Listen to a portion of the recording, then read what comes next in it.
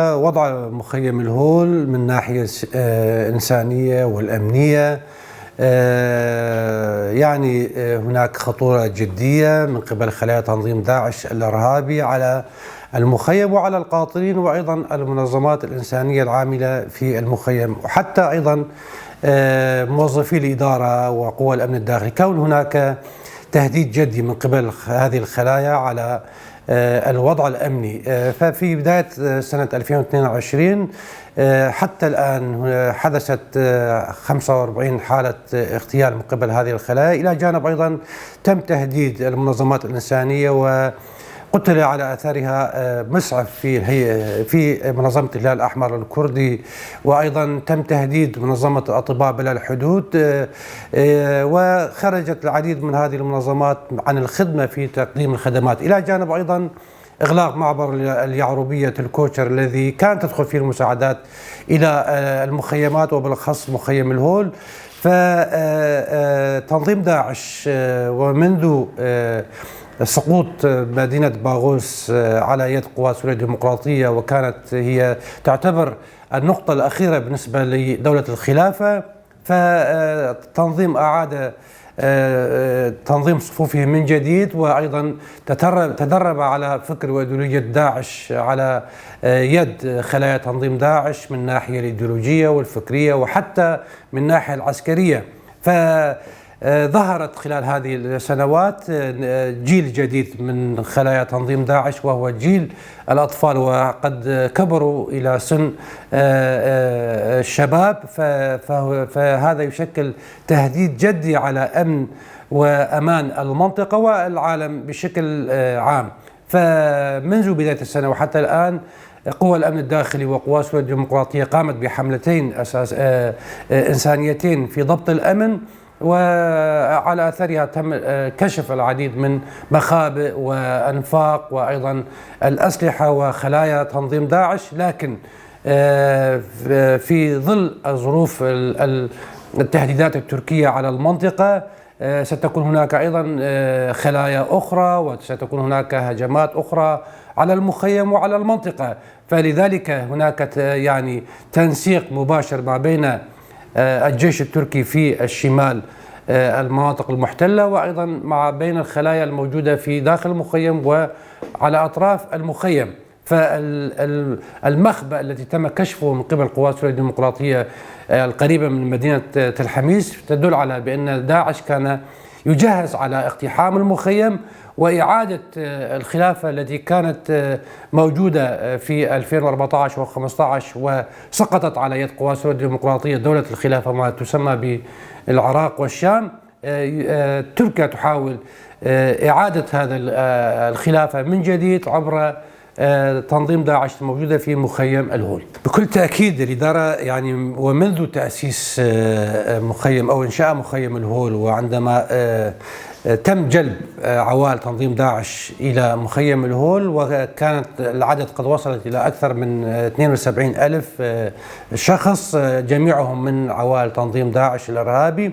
فقوات سوريا الديمقراطية وقوى الأمن الداخلي والإدارة الذاتية ومنذ ذلك الوقت وحتى الآن هناك تحديات وصعوبات من الناحية الأمنية ومن الناحية الإنسانية. بكل هذه الأمور تشكل تهديد جدي على الإدارة، وأيضا عبء كبير على الإدارة الذاتية من ناحية تأمين الأمن والأمان للقاطنين وأيضا لعاملين المنظمات الإنسانية وأيضا حتى موظفي الإدارة. فلذلك تخاذل المجتمع الدولي في إنهاء ملف تنظيم داعش أو إنهاء موضوع مخيم الهول وأيضا مراكز التوقيف لدى قوات سوريا الديمقراطية خلال هذه السنوات شكل عبء من الناحية الإنسانية ومن الناحية الأمنية على الإدارة الذاتية. فالإدارة الذاتية هي منذ تأسيسها وحتى الآن تعيش حالة حرب وطوارئ، كون هناك تهديد جدي من قبل خلايا تنظيم داعش، وأيضا تهديد بشكل يومي ومباشر من قبل قوات الجيش التركي المحتل في مناطق الشمال. يعني حتى الآن بحدود 56,500 من الأفراد الموجودين، غالبيتهم من الجنسية العراقية، إلى جانب أيضا هناك أكثر من 15,000 هم من السوريين الذين هم من مناطق سيطرة النظام والفصائل المسلحة التي تم احتلال قسم من مناطقنا من قبل تركيا، وقسم ضئيل جدا من مناطق إدارة ذاتية. نحن في الإدارة الذاتية لدينا خطط وبرامج لإخراج أو إخراج الذين يرغبون بالعودة إلى مناطقهم داخل مناطق الإدارة الذاتية، لكن الجمهورية العراقية في هذا الجانب هي بطيئة جدا في إعادة رعاياها. لذلك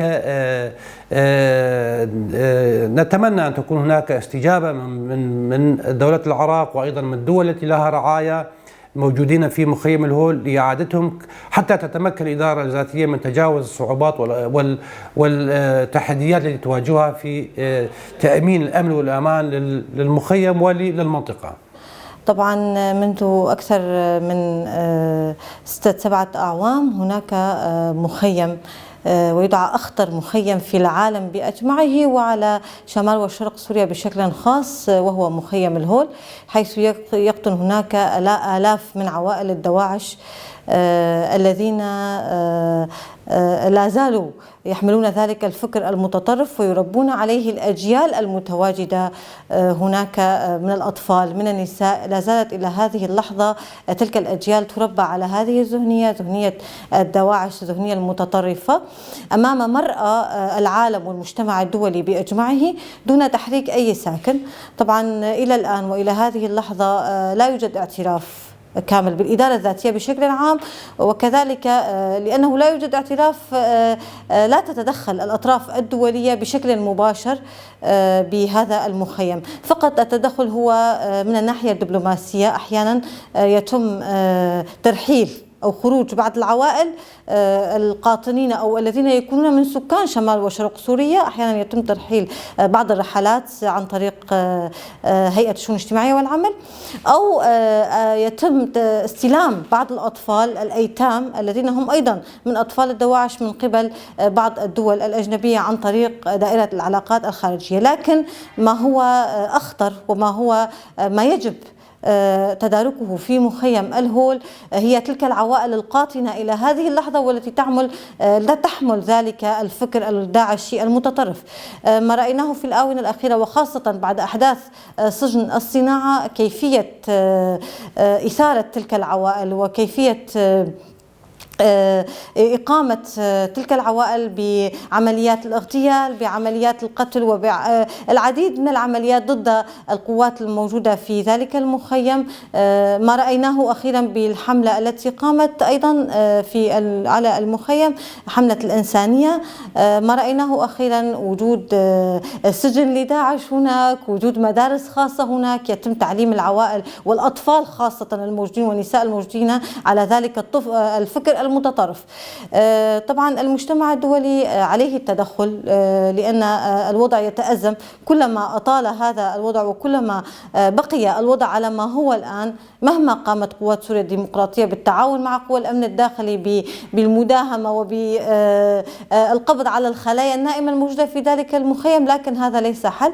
يجب على المجتمع الدولي التدخل، سواء كان بتأمين مكان للجوء تلك العوائل وإعادة تأهيلهم لدمجهم في المجتمع مرة أخرى، أو مساعدة تلك العوائل ويعني تدريبهم داخل المخيم ولإعادة تأهيلهم ودمجهم في المجتمع من جديد، لأن بقائهم بهذا الشكل وبقائهم بهذه الذهنية المتطرفة وعلى ذهنية وفلسفة داعش، هذا يشكل خطرا كبيرا على سوريا بأجمعه، ليس فقط على شمال وشرق سوريا، إنما على سوريا بأكمله وعلى العالم بأكمله إن حدث طارئ، وإن أحيانا يتم تهريب بعض النساء أو بعض العوائل من ذلك المخيم إلى مناطق خارج سوريا، وهذا يشكل خطر كبير ويهدد الدول المجاورة أيضا لسوريا ولشمال وشرق سوريا عند هروب هذه العوائل.